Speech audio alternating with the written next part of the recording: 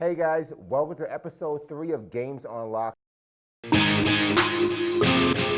I'm your host, Larry Brazil, and today I'm joined by Dr. Drew Schwartz, DC.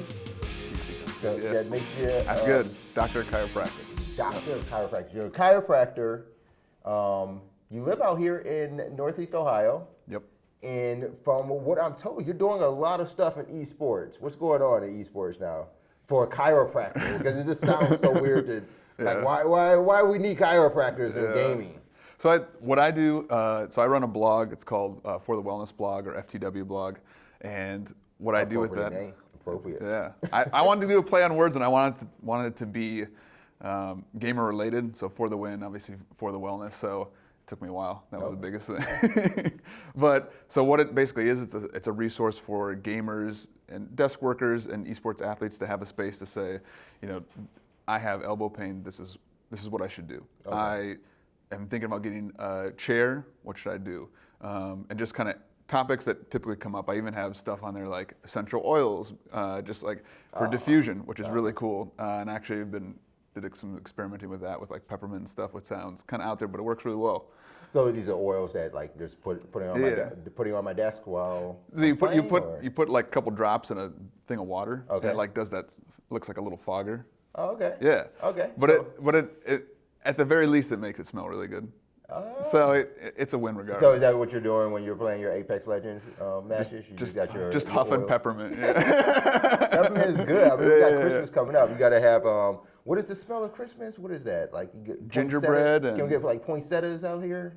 I love the smell of poinsettias. Oh, do you? There's mistletoe.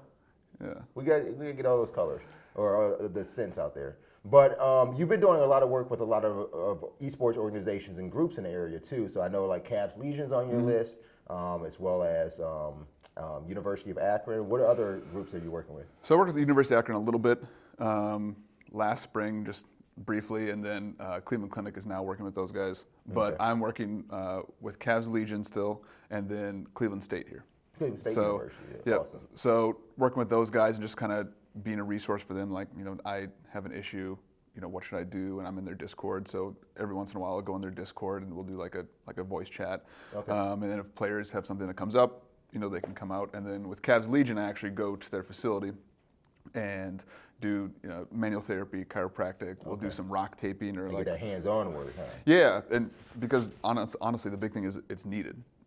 As there's a ton of stress with esports as far as sitting all day, and if you're not taking breaks. And honestly, the biggest thing I provide, I think, is education. Is huge. Yeah, so we hear a lot of times where it comes to the health of an esports player or of a gamer in general, that there is a huge focus, and it's not gonna lie, obviously there is a focus on mental wellness, but how does our body wellness really kind of affect that mental wellness too? You say like sitting in a chair with proper posture, or even just understanding your mental state, keeping yourself, happy while you're playing. You know how hard a game can be, sometimes when you take that L. So what can you say in terms of how the body wellness also plays a huge role for a gamer? So my kind of wheelhouse is the treatment, like manual therapy, doing therapeutic exercise, taping, and then the other big part of it is ergonomics, because you can do all the exercises you want, but if you're going back to that terrible posture, terrible positioning, terrible setup all day, well, it's nothing. How am I looking right now? Am I good?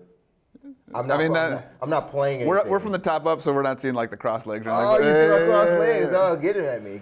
So these kind of things that you see when you're working with like Cavs Legion, are you noticing those and kind of helping each individual gamer?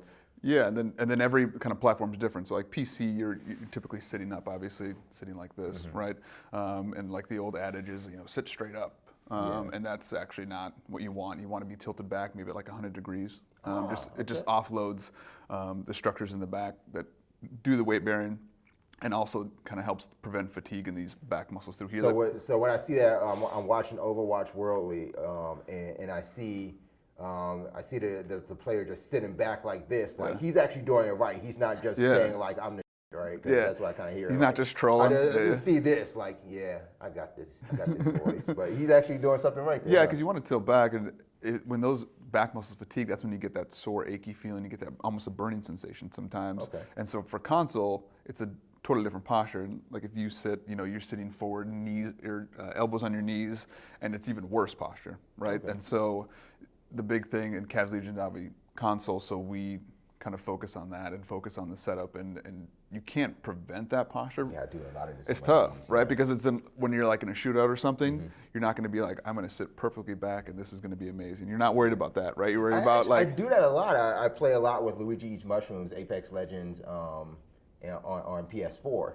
And then we have our headset on, we go into a private chat, and I'm just talking to him. And like when we enter a match and we're dropping, I'm actually laying down. Yeah. And he always teases me because like, until we get into a shootout or like, I'm I mean. in that final bubble is when I'm going to get up. But Yeah. I'm laying down playing. That's probably bad for my neck anyway. But then as soon as I get up, it's knees, it's elbows on knees. So, a gamer who may not have access to, the private sessions that you can provide like Cavs Legion, what would you say to that kind of console gamer to kind of maybe break those kind of habits or, offer some sort of exercises or some sort of routines that it can do to kind of be better in that sense? So obviously go to my website, plug, but it's www.forthewellnessblog.com, and I literally have tons of articles on there, like you're tweaking your posture, what you should look for in a gaming chair, what you should look for in just doing some stretches and doing in between breaks, because I think breaks are a huge issue too with a lot of people. Cool. So depending on how long you last in like a BR or something, you're taking breaks maybe every 15, 20 minutes, but sometimes you don't even like maybe take I don't. Yeah, maybe yeah. I don't. And so I go like 3 matches and then take it. That's an hour. I mean, session. and That's some probably bad, and huh? yeah, and I do the same thing. Like all of a sudden I'm just like, oh my God, I've taken a break in a while. All right, so taking those mental breaks, maybe setting a timer on your phone and just say, okay, it's the next time I die, I'm gonna go just get up, walk around. Just honestly, like, get up, walk around, go grab a drink of water, grab a healthy snack, something like that, just to get the, reset your posture, get the blood flowing. But the big thing is just getting up and moving. Like if you move, that's gonna help. It's gonna be so much better for your posture. It's night and day rather than just sitting like this constantly, because you'll just slowly crunch down, right? Yeah. You'll be like the little old lady crossing the street where you're just like, oh my God. And I think, that does play a part. Like if you get up and you take that break, when you come back, it's almost like another session for you. Yeah, and you feel better and you play better. So when you get that blood flowing, it's flowing throughout the whole body, it's going to the brain, and you moving is going to improve your play. Cool. Like next time you die, get up, do like 15 push-ups, then go in and jump in a match. And I guarantee you feel better than if you just went match to match, because you're probably gonna be mad that you died anyways, and it's probably your teammates' fault. So, but the thing is that I guarantee your mental state is gonna be better when you get up and move. Yeah. I mean, this is actually really good to hear this kind of advice and information coming from someone who's not only like the expert in that field, but also just playing the game too and knows where that comes from. One of the emotional side, how to get away and step away from the loss, but actually use that to your advantage to either do better in the game and do better for your body, right? Yeah, and short term, short-term effect, you're not going to have pain. You'll be playing better. The mental state will be better. Long term, I'm 33, right? And so, when I was younger and in like playing Halo, I would sit like this constantly, and I would play hours and hours, and it wouldn't hit me. But I'm telling you now, I'm telling people now, like if you continue that road, it's not going to be beneficial. And this is something that you make a living from, streaming, esports, whatever, or 2, you just like playing video games. And if you have pain while you're doing a hobby, you're probably not going to do that hobby, right? Or it's going to affect, if it affects your livelihood, you're not going to stream as much, you're not going to be able to get in as many tournaments, you're not going to be able to practice as much. And I mean, it's just so much long-term effects that look at short-term and look at long-term. Yeah, it's all really good advice. You can find out more of his advice from Dr. Drew Schwartz here on his website at forthewellnessblog.com. And you're going to stick around for some news? Want to talk some games with me? We'll chop it up. Let's chop it up. Sounds good. We'll be right back. All right, it's news time. We only got really one piece of news. So it's probably going to interest you because it interests me the way this all went down. Just recently we heard about PS5, PlayStation 5, and Xbox Scarlet the plans and the details of what they're going to include? Are you pretty excited for them? Which one are you kind of leaning towards? I mean, Xbox. Xbox. I don't associate it with PlayStation, but that's fine. Hopefully, you continue to associate yourself with Xbox after this piece. It looks like of all the things that they're putting into Xbox Scarlet, the next generation Xbox, there will be one key thing missing: virtual reality. It will not have what we have come to know in our PlayStation to have VR support, or just in our PCs to have VR support. Scarlet will step away from supporting any sort of virtual reality. This was something that was stated when Xbox One first came out too, that it would support third-party VR peripherals, ones that were being developed by like HP or I believe Dell was developing a few of these units too. That really never came to fruition in the Xbox One generation, but in Xbox Scarlet, they're blatantly stepping away from it. But the shocking part is hearing a little bit about what Phil Spencer had to say when it comes to virtual reality technology. He says, quote, "I have some issues with VR. It's isolating, and I think of games as a communal, kind of together experience. We're responding to what our customers are asking for, and nobody's asking for VR." Continues to say the vast majority of our customers know if they want a VR experience, there's places to get those. We'll see the volumes of those on PC and other places. So I think it's really interesting that he still does say in other places, because he's acknowledging the fact that PlayStation VR is out there. But what do you think about VR not being on this next generation Xbox? Is this the right move? I mean, from my personal experience, I just don't have a draw towards VR when there's not a ton of games right now that I'm really excited for. And I would much rather them put their resources into just beefing up the Xbox and making it just, Scarlet just sick. Have you ever played PlayStation VR? I haven't, and I don't get motion sickness, so I don't know, because I know that's a big issue with a lot of people, and I haven't got that at all. But I'm personally, I would much rather them just dump a ton of R&D and resources into making the Xbox just perform insanely well. Yeah, I've tried PlayStation VR, and at the same time, I agree with you.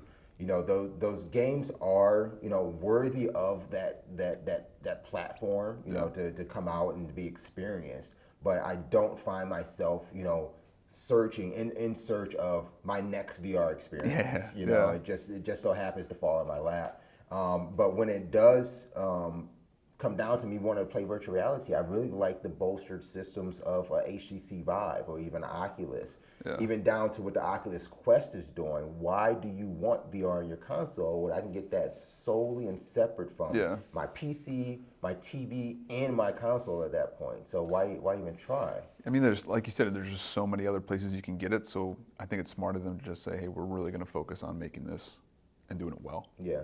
So, I mean, I think we're in agreement, step away from the VR support, but at the same time, pretty bold words from Phil Spencer, just blatantly saying no one's asking for VR. I think that it's startling, but it's not something that we haven't realized. Like, even here in One Like to Play Gaming Esports Lounge, we have one VR set up. We offer Vive and PlayStation VR, but again, when we do have that VR customer, they're playing on Vive. Yeah. So maybe he has a point.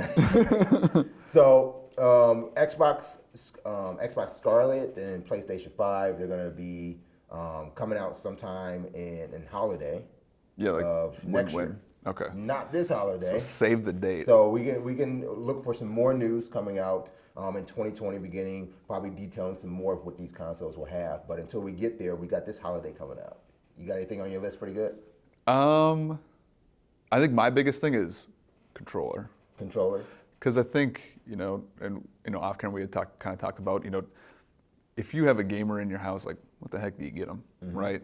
They don't, I don't want to get some Xbox pajama pants, right? I want to get it like a controller, right? So that's actually one of the things on our list. So right now we want to give you Games on Locks, One Like to Play's list of 3 really just overlooked items that you can get that gamer on your list, whether it's a young or old gamer. These are 3 items that you're probably looking at: which console do I get them? Which game do I get them? Do I just get them a gift card? Controllers is number 3 on our list. It's really cool because there are so many limited edition and specialized controllers out there that even if you have a working one, wouldn't you just want to get a cooler one? Yeah, I mean, so this joystick is going to feel so much better rather than the one you got. And I think the Xbox Elite, PlayStation, the Scuff gaming ones are really good as well because I like the paddle system from bringing it back to an ergonomic standpoint. It's so much better than playing, for instance, claw, the crazy claw thing. Having those paddles are so much better, and it's just better quality. It feels better. Even a new Microsoft Elite 2 is out. I believe it's retailing for $160 or $170 this go around. It's a little higher than the last one. But that Elite controller, it did redesign the paddles back there, all rubberized grips. One of the cool things about it is it does not use batteries anymore. Really? It charges through the USB, but you actually have a charging mechanism in the case that you put it in. So that's you can really cool. Just plug it. You can put it in the case, and then you can plug that case in. Or I believe the case itself has a battery charging, so you could charge the case, put your controller in the case, and your controller could be charging too. If I'm not mistaken, but I'm pretty sure. I mean, that's the one thing that you can do is put it in the case and plug that case and plug it in through the case, so you can still keep that charging. But it's a really cool controller out there. But I think the tip that we want to provide you shoppers out there looking for gifts for gamers, and you're looking at a controller, find your gamer's favorite Twitch or YouTube streamer. They likely have a customized controller that's available out there, either on the platform of their choice, a fight stick that's available, even a mouse and keyboard, and get that customized to your gamer's favorite entertainer. And I think it would make an awesome Christmas gift. Oh yeah, I think if they can connect with the streamer they really love, it's kind of like someone getting a jersey for you. Yeah, right? Unfortunately, I don't have my own custom controller out, or you can get mine. It's in the works. Next year, right? It's in the Next works. Number 2 on our list is going to be a gaming chair, and this is obviously your foray. The idea that every gamer wants to be comfortable, whether they're a PC gamer, a console gamer, or even just somebody who just sits and watches games. Yeah. Everybody wants to be comfortable. And it doesn't always have to be a gaming chair. No. This is one of the things that I think we really want to get across is that, what kind of other chairs would you recommend, like maybe gamers or watchers of games? Yeah, so I think, I've, worked with some gaming chair companies, and I'm working with some companies now that do more ergonomic-based furniture. But I think, gaming chairs, it's cool to have the Game of Thrones looking thing where it's super high up, and the big pads in the back and the straps on it. Yeah, and then the colors are super aggressive. You're like, man, this guy's an aggressive player. Yeah, but I think honestly, there's a lot that can be done in the gaming chair community for improving ergonomics, as far as just making a better chair, using better materials, the design. A flat back design with a lumbar support is going to be beneficial because you don't want this. You don't want to just have your back pushed out. There's really good companies out there that are making some really good office ergonomic chairs. And I know it might not be as cool to have a really ergonomic office chair, but it's going to be beneficial, like we talked about, short-term, long-term. And so there's a couple great companies that make some really good chairs that are higher end, like Herman Miller, Hayworth are some really good ones, and there's some lower ones. You can find these kind of brands through Amazon. Modway is a really good one. Cool. And they're a little cheaper, and they're more in that gaming chair price range. Okay. Right? Yeah. But they're more like 300-ish, right? Okay. So Modway makes some really, really good ones that are the ones I mentioned earlier, Hayworth and Herman Miller are a little higher end. But if you're a streamer and you're a really serious gamer, invest in that because it's an investment in your health. Right. So, and if you're not that serious a gamer, again, like you mentioned, office chairs are pretty cool. They can provide you the ergonomic support that you need if you just have that little, desk in your kid's bedroom and you're just looking for something that's a little bit better for them to game. And then one of the good things to keep in mind too is you don't have to go the gusto for the full chair. Look for lumbar support pieces that can be attached to existing chairs. Headrest, for example. Even some of your chairs that are out there have interchangeable armrest. Or I've even seen these things that come out from the desk that like keyboard trays? Yeah, to kind of support your wrists too. I'm okay with those, but for gaming, you're probably not going to want to be down here. My biggest thing is if your armrest can't go up and kind of customize into you so they can support your forearms, then you want to be able to slide that chair under and have that desk support them. Okay. But either way, I'm a fan of having the forearms supported for sure. Cool. Great tips there.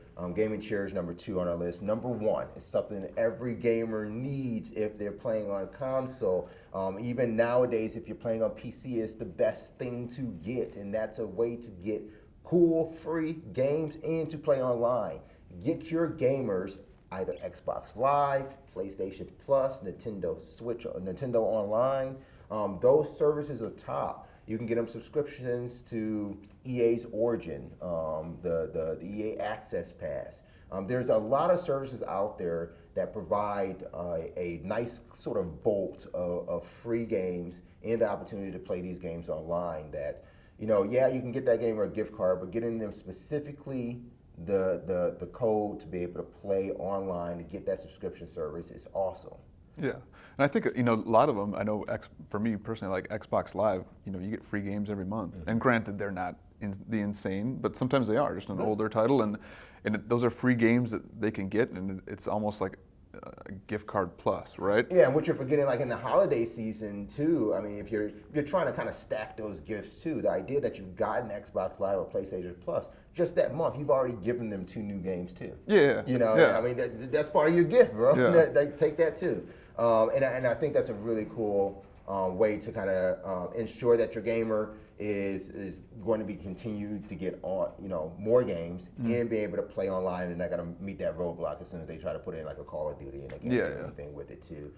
Keep in mind that all of these kind of subscription services stack, which means the expiration dates will just extend as more codes are added. So don't think just because they have it already or somebody else is getting it for them that can be a gift from you as well. I believe I have Xbox Live all the way through 2022.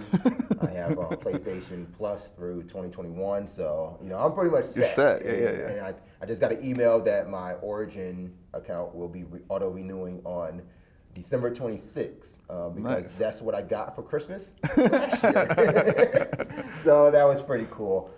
Be sure that if you do get these as digital codes, that you go in and install those, and if you have a credit card bill to any of those accounts, that you turn off auto renewal for your subscription, or else next Christmas you'll be getting that same email that I got too. It's not a bad thing, obviously. If you wanted to auto renew, you can do it. The gamer will be happy. Just keep that in mind too. I just want to put that out there. So that's pretty much it that I have you here for, Dr. Drew. I appreciate you joining me. Yeah. It's awesome. We got to do this again sometime. We still got to get our gameplay session in from some Apex. That's right. Yeah. I mean, it's always good talking esports, and I think I really like video format. I run my blog, but to be honest, like I hate writing. Yeah. So I much rather like video format. I think video blogs. Yeah. Right? Vlogging. Yeah. But yeah, I guess you guys can find me at all the social medias. It's just For the Wellness Blog or FTW Blog, and then my website is forthewellnessblog.com, and you can reach out to me there, and that's it. Or you can find me in Cleveland. Obviously, I'm in Cleveland, so. Cool. Thanks for joining us. I'll be right back with a quick recap of our Cleveland Gaming Classic back in November. All right, we just finished our Cleveland Gaming Classic participation in November, and we are so excited by the participation that we saw from everyone who came out. So the Cleveland Gaming Classic was part of the Tecmo Cleveland Tecmo Super Bowl tournament, which just turned into a huge event where it featured retro games, new age games, just classics of all kinds, vendors, artists. It was fantastic. And One Life to Play got to host Smash Jam 19. We had 94 entrants, and we want to give a huge congratulations to Midnight, who won the singles bracket. It was an amazing performance. We had great players out like Darkshed, 716 iModders, Laser, Supergirl Kales, and our very own One Life to Play team members, Kamui, Abyss, Eddie G, all those guys were in the house.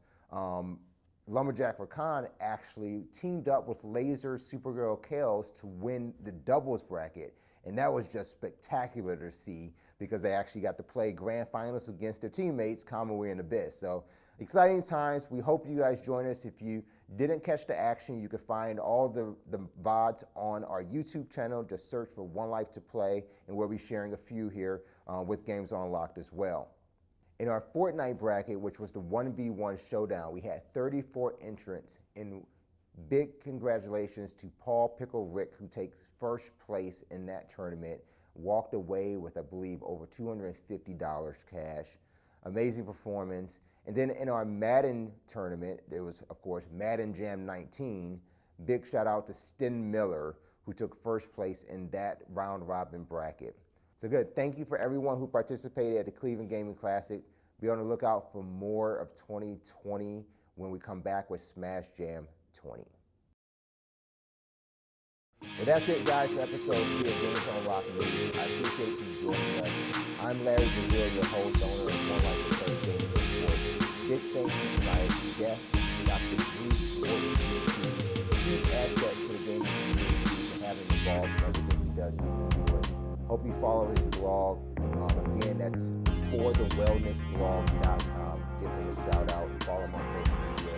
And make sure you follow Games Unlocked on social media as well, and subscribe to the YouTube channel. Find One Life to Play on all those as well. Just search One Life to Play. Till next time, game on.